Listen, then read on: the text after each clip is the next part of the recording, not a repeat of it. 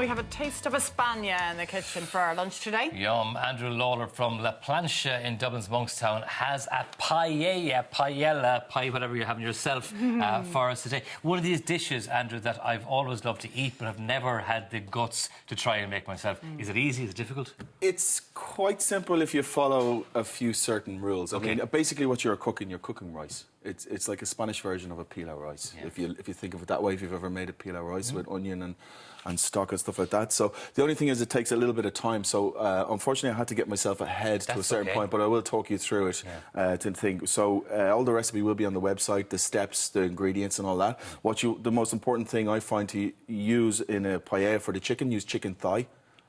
You can use a breast if you want, if that's all you have. The chicken thigh, it takes longer to cook, and it's a darker meat. It holds the juices more, you know, and over the slower cooking process, it becomes more tender, rather than a breast might become more dry. That's right, you know? so it doesn't cook too much. It does indeed. So at the start, where did you begin with this dish? Where I began was I sealed off my chicken.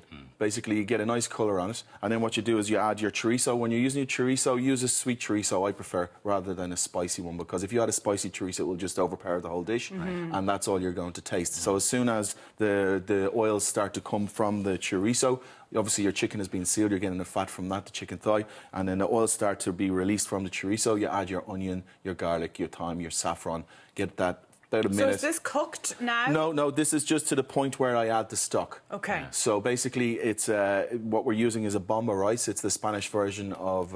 it's a Spanish rice that they would use for a paella. It's very similar to an arborio rice. Don't ever use an arborio rice for a paella because it's too starchy. You'll end up with a risotto. So, if you make a bomba rice, it should be a little bit starchy, but not stick together like a risotto would, because you're going to be cooking it over a long period of time without stirring it. You know, so right, let's get ourselves underway. So basically, it's ready to go. I've sealed off the chicken. I've added the chorizo. I've sweated off the onions, the garlic, the saffron strands. Yes. Rather than powder. If all you have is powder, use powder. Just use less of it.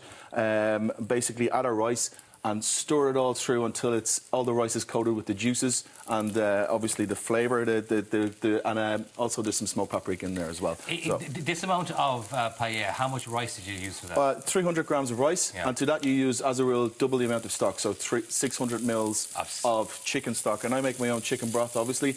I would recommend doing it. You get a much better flavour, a cleaner flavour. But if all you have is a stock cube, you know, it's not the end of the world, is it? Okay. You know? So basically what we'll do is you bring your stock up to a boil as fast as possible. When I say up to a boil, just when it starts to simmer, you will then turn it right down and then cover it for approximately 10 to 12 minutes. So you don't need to stir it? It's best not to stir it. Okay. You know, you give it one stir once you've added your stock. Let it, you know, make sure everything is coated evenly in the stock and the rice is level in the pan, so to ensure even cooking. So what I like to add, these are piquillo peppers. It's a Spanish pepper. You can buy these. Sweet, aren't they? They are, but they're the traditional pepper you would use in a paella. But you wouldn't use too many of them. You get them; they come in a tin. In any good delicatessen or a good supermarket would have it. At this stage, you would add a few, not too many. Just spread them around because they are, as you said, sweet and they are quite strong. You don't want them to overpower the flavour of the paella. Flavours in this. Exactly, it's you know, less is more, you know, when it comes to something like this. And this is my herb mix as well. I kind of use it in the same mix as we use. Herb mix, I use it for everything. I swear by it. So at this point, I would add a little bit. So it's what again? Tarragon. Tarragon, chive, parsley. So you'd have 2 parts flat parsley, 2 parts chive, 1 part tarragon, because the tarragon is quite strong. And at this stage, you don't add any salt. You wait until the end and you taste it, because if you add salt to the rice, it will go hard. Any starch like that, you always season at the end. There's plenty of salt in the chorizo anyway. Exactly, you might not need it. A lot of people. We're very quick to add salt sometimes, aren't we? It's the Irish way, isn't it? They get their dinner, first thing they do is that without tasting. Must drive chefs crazy. Well, especially, it does, as we famously know, don't we? Especially when the food comes back to you and they complain there's too much salt in it. It's over salted. Well, we've actually seasoned it, but then you've added salt. But you've got to deal with it, and that's it. Smiling, exactly. You know, customers always right at the end of the day. But what you could do now, this usually take 10 to 15 minutes to cook, and if you're adding seafood to it, 5 minutes before it was finished, you could place mussels, prawns, clams on top of it, cover it with tin foil, give it 5 minutes, and then you have a lovely seafood paella. And here we have the finished product right here. So as you can see, I've finished it with some peas, some green beans, and also a few more of the herbs. Now, the herbs wouldn't be very traditional in the Spanish sense, but I just like it. I think it's lovely. Twist on it. You know, I'll always serve it. Did the peas and the green beans go in at the end? At the end, about a minute before the finish, because they're already pre-cooked. I've pre-cooked the beans, and the peas are just frozen peas that have been defrosted.